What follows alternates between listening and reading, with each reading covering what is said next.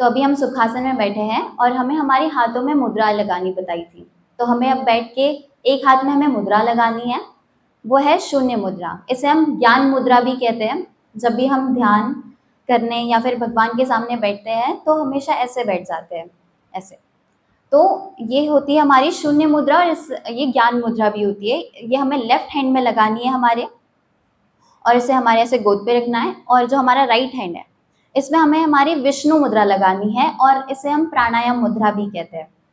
जिससे जिस भी चीज में हम प्राणायाम कर रहे हैं, जो भी प्राणायाम कर रहे हैं, तो हम ये वाली मुद्रा लगा के ही करते हैं। ऑटोमेटिकली अपना हाथ हम श्वास लेते हैं और छोड़ते हैं तो ये वाला काम करने लगता है, तो इसे हमने प्राणायाम मुद्रा बताया। तो हमें हमारे राइट साइड में प्राणायाम मुद्रा लेनी है। अब हम इसे कैसे करनी है, मैंने अभी बताया जैसे ईड़ा, पिंगला और सुषुम्ना। तो हमें ईड़ा और पिंगला और सुषुम्ना पे काम करना है प्राणायाम में। जब हम हमारे राइट साइड से श्वास ले रहे हैं, मतलब हम हमारी पिंगला साइड में राइट से हम श्वास ले रहे हैं, तो लंबी गहरी श्वास अंदर लेंगे और लंबी गहरी श्वास उसी साइड से, राइट साइड से ही हमें श्वास को छोड़ना है। अगर हमने दाएं से सांस लिए तो दाएं से, बाएं से सांस लिए तो बाएं से बाहर छोड़नी है। आराम से धीरे धीरे इसे करने के 7 स्टेप्स हैं। तो मैं आपको पहले पूरे 7 स्टेप बताऊंगी, उसके बाद मैं आपको इसके लाभ, इसकी क्या क्या चीजें हैं, इसके क्या क्या फायदे हैं, सब बताऊंगी। पर आप लोग उसको करेंगे, बस पहले अभी आप ये 7 स्टेप सुन लो और उसके बाद आपको करना है। ये हमारी प्राणायाम मुद्रा में हमने राइट साइड से हम श्वास लेंगे, तो लेफ्ट साइड में हम लोग प्रेस कर लेंगे हमारी नोज को, और राइट साइड से जब हम ले रहे हैं तो एक बार हम श्वास लेंगे,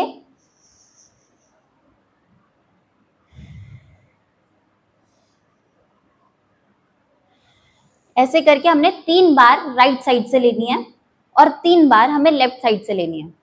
फिर हमने हमारे राइट साइड को प्रेस करना है, लेफ्ट साइड से हमें श्वास लेनी है।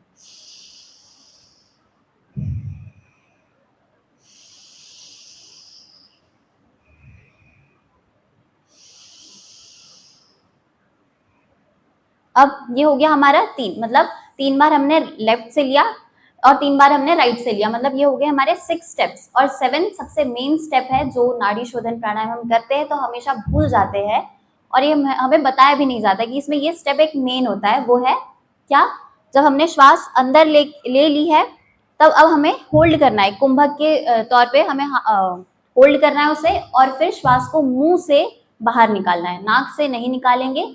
श्वास अंदर लेंगे गहरी और धीरे धीरे मुंह से श्वास को बाहर निकालेंगे, ऐसे। पूरी मुंह की, मतलब जो पेट की पूरी श्वास है वो मुंह से बाहर निकल जानी चाहिए। ये है हमारे 7 स्टेप्स नाड़ी शोधन प्राणायाम करने के। जब भी हम श्वास ले रहे हैं, हम पिंगला साइड से, मतलब राइट साइड से श्वास लेंगे, तो हम सन को, मतलब सूर्य को ध्यान करते हुए नाभि पे सूर्य का ध्यान करेंगे।